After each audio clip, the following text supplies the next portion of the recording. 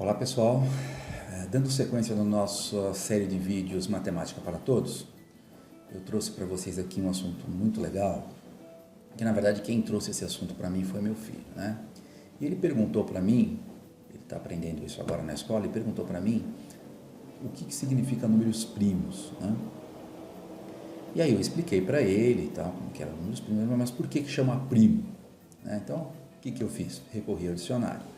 Fui até o dicionário e olhei lá o significado da palavra primo. Bom, primo pode ser, ele é um substantivo masculino, né? E pode ser, por exemplo, uma pessoa em relação aos filhos dos seus tios, né? Então, os filhos dos seus tios são primos. Então, tenho dois primos, os filhos do meu tio José, que é irmão do meu pai, né? São meus primos.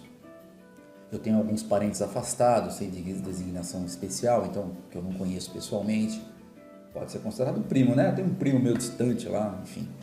Já na matemática, primo é um número divisível somente por si, né? Ou por 1. Então a gente diz que esse número é um número primo. Então eu levei essa informação para ele. Tá? Eu falei, olha filho, a etimologia da palavra primo, ela vem do latim de primos, tá? E na matemática, número primo é um número divisível somente por si mesmo ou por 1. Então, depois que eu expliquei para o meu filho o que era a palavra primo, né, ele me perguntou, papai, mas para que serve esse número primo? Que é uma pergunta primordial, né? Para que serve um número primo? A maioria dos meus alunos pergunta o que é um número primo, mas olha, recentemente foi encontrado um número primo com mais de 22 milhões de dígitos. Pode imaginar o que é isso? Um número primo com 22 milhões de dígitos, tá? Um número, ele pode parecer um pouco irrelevante para quem não conhece a aplicação, tá, de um número primo. Mas uma das principais aplicações do número primo está na computação e na segurança de dados. Por exemplo, a criptografia, usados em chips eletrônicos, tá certo? O seu cartão de crédito, por exemplo. Para você poder transmitir essa informação da sua senha, por exemplo, ou fazer um login no site do banco, é utilizado uma criptografia baseada na teoria dos números primos. Olha, recentemente, né, um matemático américo-canadense chamado Robert Langlands, ele recebeu um prêmio, né, porque ele descobriu e demonstrou os conceitos da geometria, da álgebra e da análise, né, matemática poderiam se unir por um elo comum, e esse elo comum estava relacionado aos números primos. Tá? Essa busca, né, por essa teoria dos números primos já tem mais de 2.300 anos de dedicação. Todo mundo tenta compreender os números primos, tá? E ele reúne o maior e mais antigo conjunto de dados em matemática. Eu, como estudante de matemática, sou fascinado pela história dos números primos. Eu gosto muito disso, tá? E gosto muito dos segredos que estão sendo revelados através dos números primos. E por que ele tem cativado os matemáticos assim por milênios, né? Essa é uma boa pergunta. Por que números primos cativam tanto? Olha só, um número, se a gente pegar um número, por exemplo, o número 4, a gente consegue quebrar ele em componentes primários. Por exemplo, 4 é igual a 2 vezes 2. Tem outros números que a gente consegue fazer isso. Por exemplo, o 6, 2 vezes 3. O 8, a gente consegue fazer também, 2 vezes 2 vezes 2. O 9, da mesma forma, 3 vezes 3, que dá 9. O 10, 2 vezes 5. O 12, 2 vezes 2 vezes 3. Então, isso fica simples de entender. Agora, a gente tem números que a gente consegue fazer isso. Por exemplo, o 2 a gente não consegue fazer isso, quebrar ele. O 3 também não, o 5 de maneira nenhuma, o 7, o 11, o 13 e assim por diante. Esses são os números primos, eles são divisíveis apenas por 1 ou por ele mesmo. E como a gente faz para encontrar os números primos, né? Olha, infelizmente não existe uma fórmula mágica para isso, né? Não existe um conjunto de fórmulas que identifique isso. Tá? Mas a gente pode estudar os números primos, né? Assim, os matemáticos normalmente eles passam os números inteiros através de uma malha virtual após a outra, até que restem apenas os números primos. Esse tipo de peneira produziu tábuas com milhões e milhões de números primos nos anos 1800, né?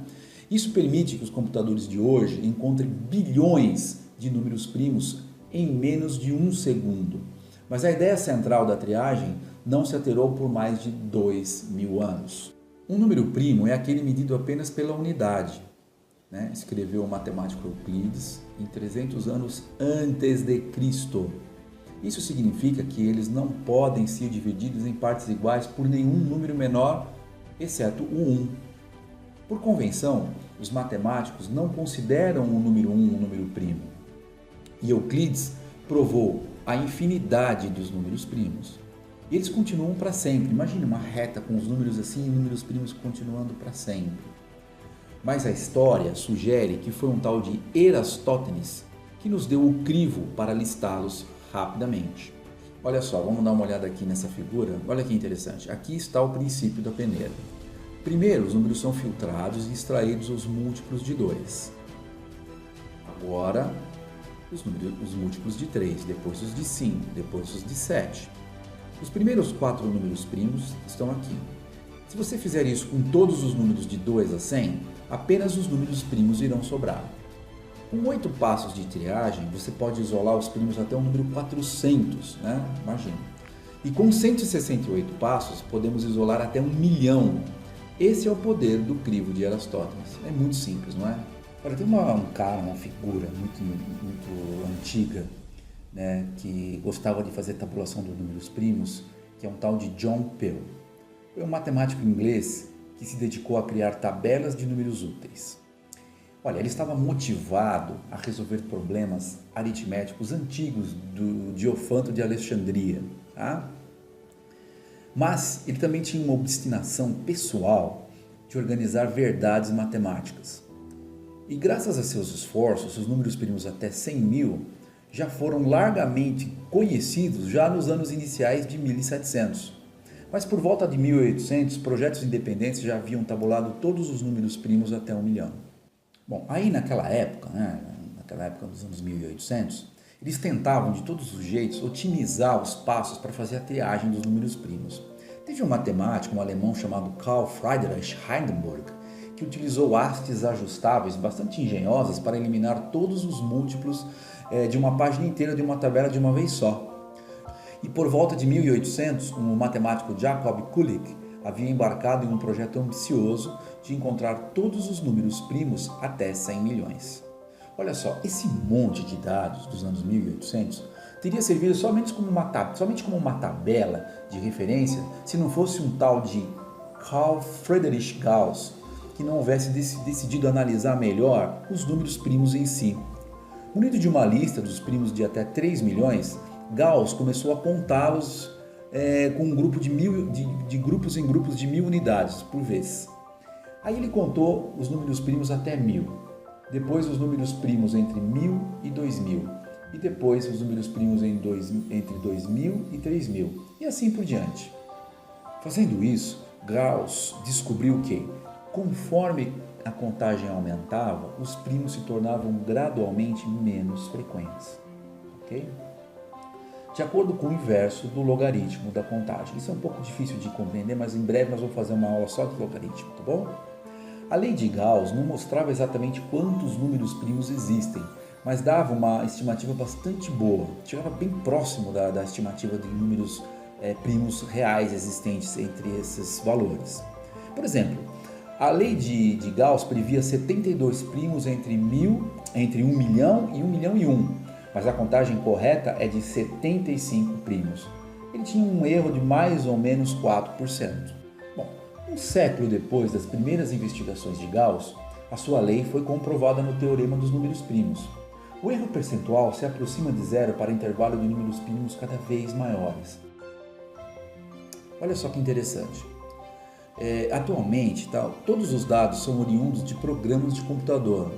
E não de stencils exportados à mão, máscaras, mas os matemáticos seguem descobrindo padrões nos números primos. E é isso que eu sempre falei para vocês, matemática é descobrir padrões. Bom, aí descobriram o seguinte, que existe um padrão nos últimos dígitos dos números primos, quer dizer, o último número dos números primos é formado por um padrão.